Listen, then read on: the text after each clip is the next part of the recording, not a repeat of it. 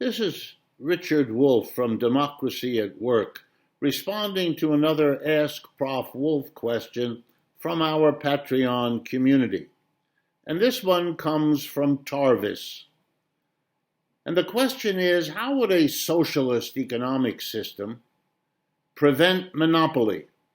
Would the government have to step in and break up monopolies after they form, which is the capitalist system, basically?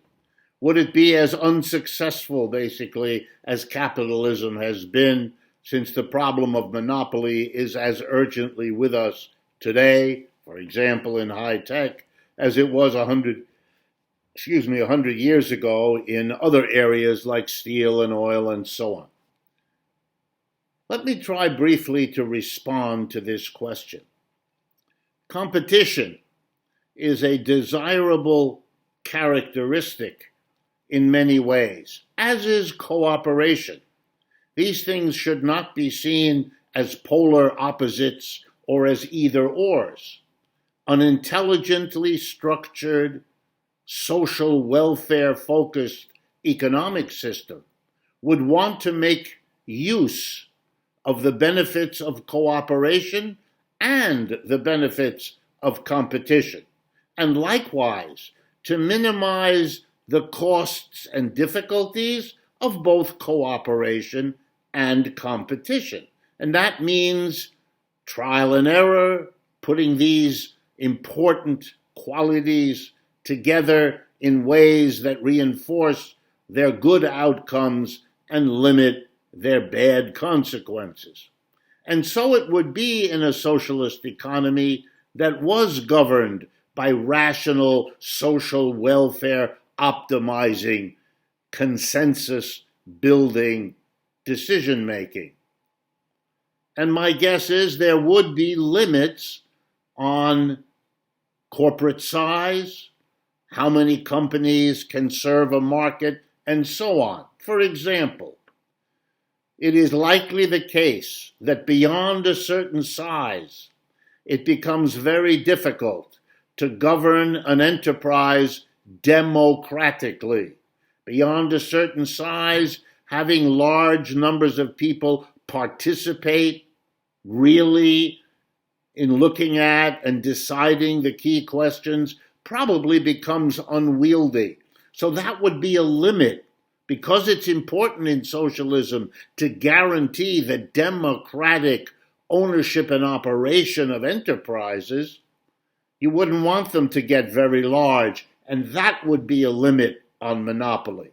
Here's another way to measure it.